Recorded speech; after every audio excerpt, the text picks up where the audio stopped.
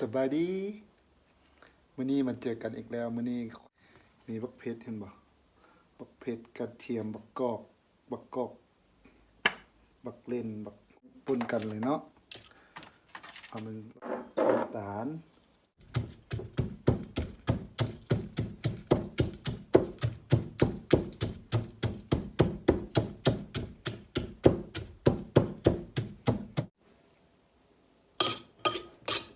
ใส่บักกอก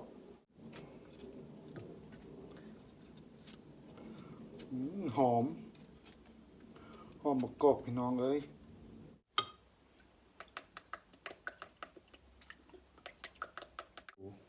น้ำปูนี่แซ่บใส่ตำบักหุ่งพี่น้องหุ่งใส่บุญไว้ใส่นี้ใส่บ่เป็นตะกินบ่แซ่บซอยมื้อนี้มื้อหยังพี่น้องมาเบิ่งตำบักหุ่งเบิ่งว้านี่มากมะระขี้นกเนาะภาษาไทยภาษาลาวว่ามักไส้มีผักกาดมีผักสลัดมีหอมปอมมีหอมลาบภาษาไทยว่าสะระแหน่มีหอมเปรย์เบิ่งแม่พี่น้องหอมเปรย์มีบักเขือติ้งแล้วก็มีบักปาปริก้ามีมากระดิษมีหอมบัวละพาเนาะแล้วก็มีอย่างนี้พี่น้องแซลมอนสดไม่อย่างนี้พี่น้องน้ำใบผักนอกโอเคน้ำใบบอบกเขาว่ามันเป็นยาเด้ค่อยก็เลยลองมาเฮ็ดแต่ว่าค่อยใส่น้ำผึ้งห่อ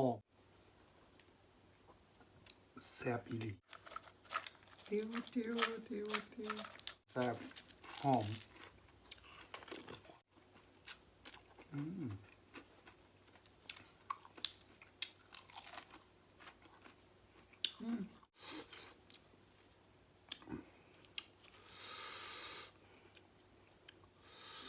หอมบักกอก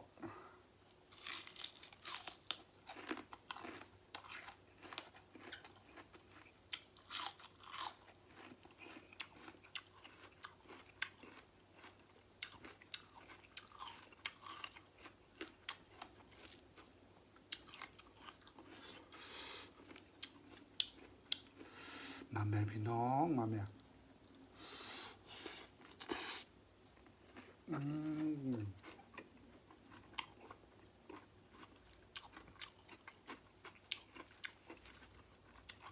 ครับ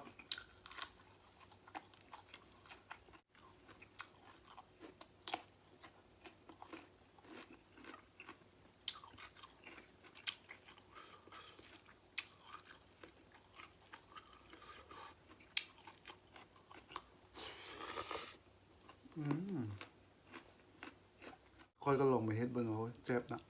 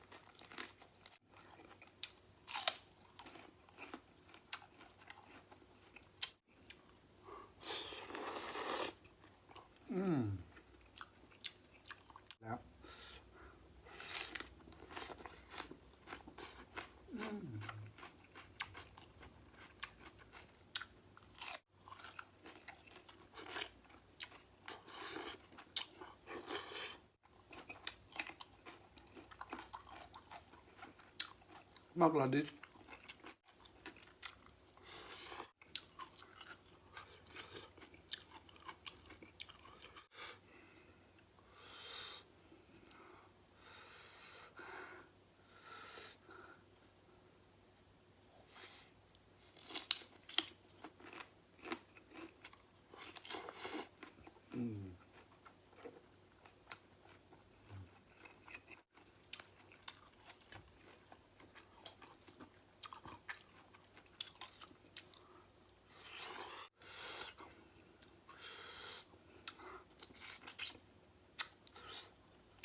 แซ่บแห้ง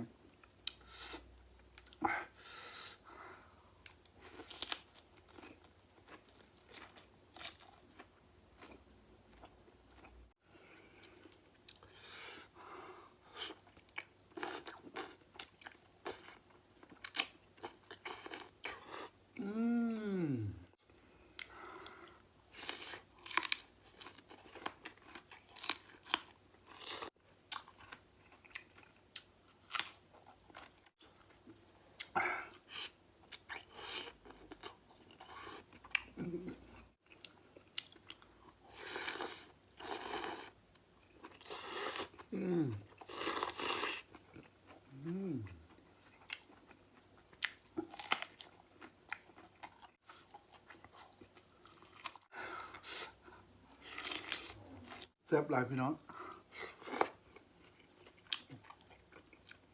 มานำกันเด้อมานำกันเนาะ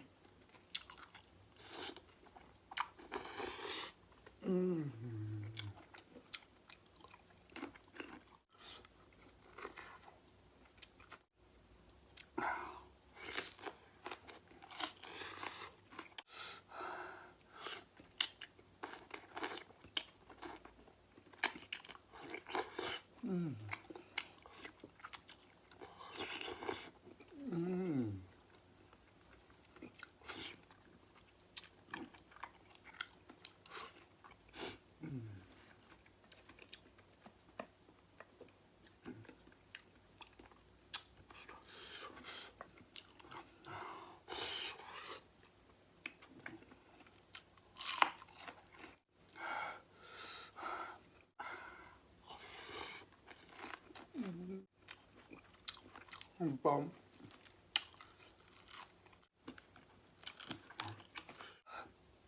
เผ็ดพี่น้องค่อยเผ็ด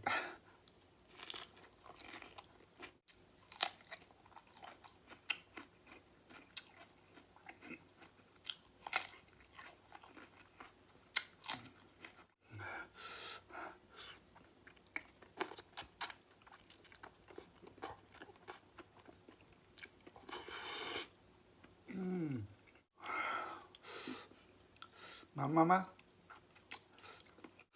ย่างลำไข่แดงเนาะ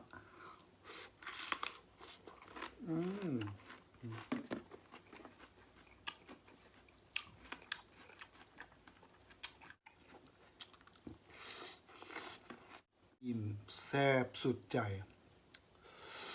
สมอยากแซ่บแซ่บแซ่บ